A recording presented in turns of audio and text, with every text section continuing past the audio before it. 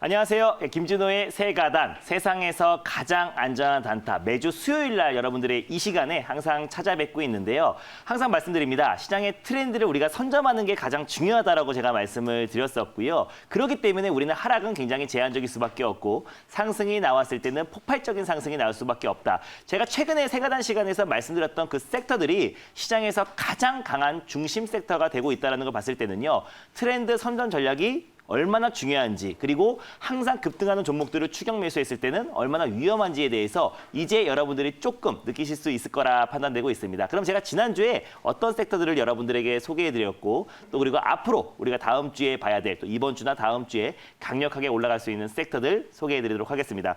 일단 제가 지난주에 정세균 국무총리 관련해서 이제 새롭게 떠오르는 인물주다. 여당에서 거대 잠룡으로서 확실하게 또 대권 레이스를 달려갈 수 있을 것이라고 말씀드렸어요. 그 이유는 일단 서열, 또 그리고 의전 서열 순위를 보시면 알 것 같은데 어떤 국회의원 그리고 또 국회의장 출신의 국무총리입니다. 그래서 어떤 의전 서열 순위, 어떤 국가 2위이기 때문에 오히려 지금 내년 보궐선거에 어떤 시장 출마 가능성은 굉장히 제한적이고요. 바로 이제 개각 이후에 대권 행보에 시작할 것이다라고 판단이 들어서 정세균 국무총리 관련 종목을 제가 말씀을 드렸습니다.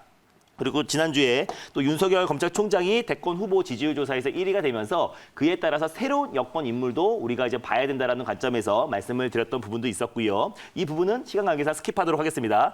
지난주에 제가 수산중공업이라는 종목을 말씀드렸었는데요. 하루 만에 바로 상한가에 진입을 했습니다. 그리고 마찬가지로 수산중공업은 정세균 국무총리의 가장 대표가 되는 종목이다라고 설명을 드렸었고요. K탑 위치도 같이 말씀드렸었는데 이 종목 또한 말씀드리자마자 상한가에 하루 만에 진입을 했어요. 그리고 마지막으로 세 번째 종목도 알루코를 말씀드렸었는데 이 종목은 하루 쉬었다가 다음날 갭상승 출발했기 때문에 이 종목은 다른 종목들은 30% 정도 이상의 상승이 나왔었고 얘는 한 10% 이상의 상승이 나왔습니다. 자, 이런 걸 봤을 때 트렌드를 바로 매수 급등 직전에 어떤 섹터를 보시는 게 중요한 거지 어떤 기술적인 지표 또 차트적인 후행성인 차트를 보고 매수하는 거는 아무 의미가 없다라는 거를 제가 항상 트렌드 선점 전략 시간에서 말씀을 드리고 있고요. 정세균 관련 섹터들도 바로 다음 날 모든 종목도 두 종목은 상한가에 들어갔고 알루코만 하루 쉬었다가 10% 정도 상승이 나왔다라고 보시면 될 것 같습니다.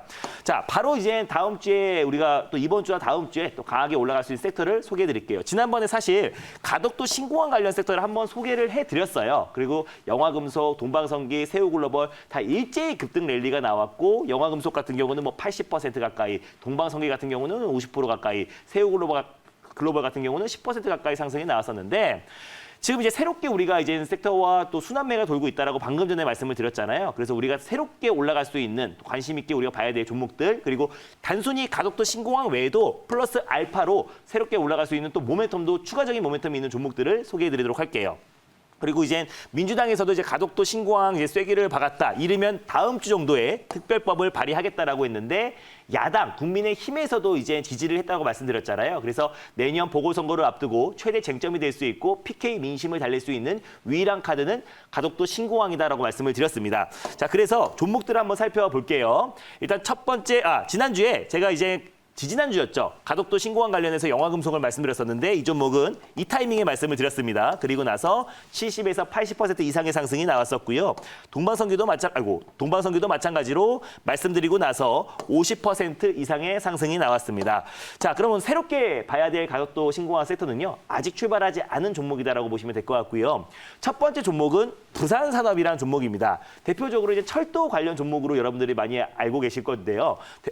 부산의 레미콘 관련 종목이다라고 보시면 될 것 같아요. 부산에서 싱크홀이 발생했을 때도 가장 크게 상승이 나왔던 게 부산산업이고 또 경협주 안에서도 가장 대표가 되는 종목이 부산산업이다라고 보시면 될 것 같은데 당연히 본사와 공장은 부산에 있겠죠. PK 지역에 있기 때문에 가덕도 신공항 관련 종목으로도 묶일 수도 있고요. 또 가덕도 신공항뿐만 아니라 PK 지역의 동남권 신공항이 이제 착공이 되었을 때 그에 따라서 레미콘 기업인 부산산업이 직접적인 수혜를 받을 수 있다. 영화금속과 동방성기 같은 경우는 어떤 테마성이다라고 보시면 될 것 같지만 제가 지금 말씀드린 부산산업 같은 경우는 경협주이기도 하지만 직접적으로 레미콘 관련해서 어떤 본격적으로 매출로 바로 찍힐 수 있는 숫자로 찍힐 수 있는 종목이다라고 보시면 좋을 것 같아요. 그러면 영화금속과 동방성기가 먼저 부동산 관련 종목들이 상승이 나왔더라면은 부동산 플러스 레미콘 관련 종목인 또 그리고 착공되었을 때 본격적으로 수주가 기대되는 종목이 부산산업이다라고 보시면 될 것 같고요.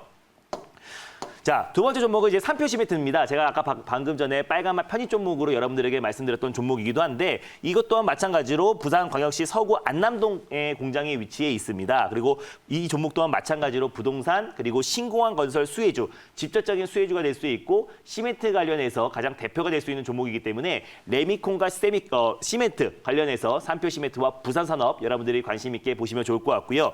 마지막으로 이제 한 종목 더 말씀을 드리도록 하겠습니다. 예. 차트를 보면요. 제가 아까 방금 전에 이제 산표 시멘트도 말씀을 드렸었는데 충분히 조정이 나온 이후에 반등 흐름이 나와주고 있고 이제 출발한다라고 보시면 될 것 같은데 차트가 조금 잘못 나온 것 같아요.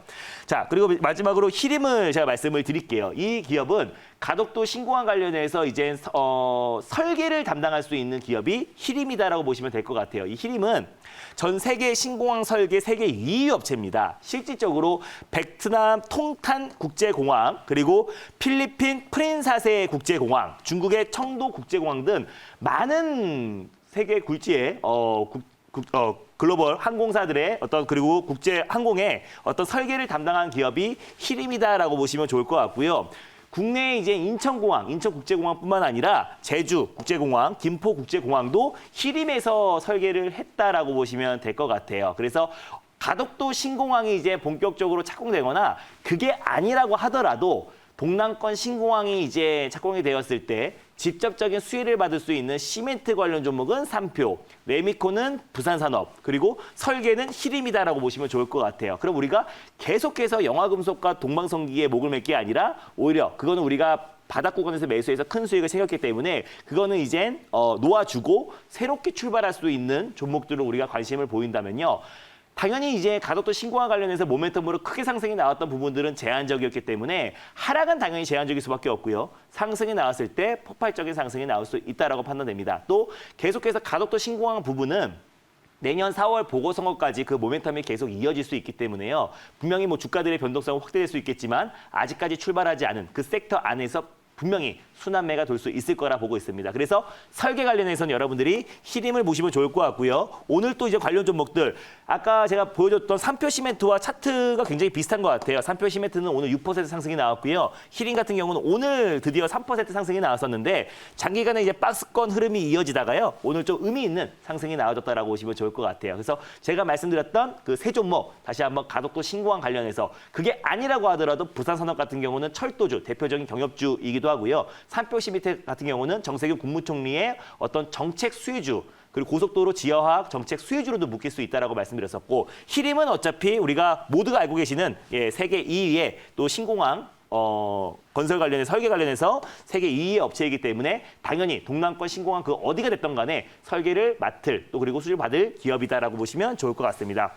자, 오늘 제가 소개해드렸던 종목들은요. 또 가덕도 신공항에서 연이어서 제가 말씀드렸던 종목들 세 종목도 여러분들의 관심 종목으로 보시면 좋을 것 같고요. 제가 일주일에 딱 한 번씩밖에 이 세가단 시간을 못한다는 게 좀 아쉬운 부분이 분명히 있어요. 그래서 그날 제가 시장에서 가장 관심 있게 보고 있는 섹터들을 여러분들에게 트렌드 선점 전략으로 말씀을 드리고 있는데요. 제가 지난주에도 여러분들에게 정세균 관련 인물주들을 소개해드려서 바로 하루 만에 두 종목이나 세 종목 중에 두 종목이 상한가를 들어갔다는 거는 얼마나 트렌드 선점 전략이 중요하다는 건 여러분들도 조금씩은 이제 인지가 되셨을 거라 판단이 됩니다. 근데 이제 이게 일주일에 한 번밖에 안 해서 좀 아쉬웠던 부분들을 제가 매일매일 엠비엔골드 사이트에서 오후 4시에 장마감 방송을 통해서 그날 그때 그 주에 가장 트렌드한 종목들을 선점하는 전략들 그리고 섹터들 종목들을 소개해드리고 있으니까요. 매일매일 하루도 안 빠지고 웬만하면 하루도 안 빠지고 하고 있으니까요. 장 끝나고 나서 엠비엔골드 사이트에서 오후 4시에 내일 뵙도록 하겠습니다. 지금까지 김진호의 세상에서 가장 안전한 단타 세가단 시간이었습니다. 감사합니다.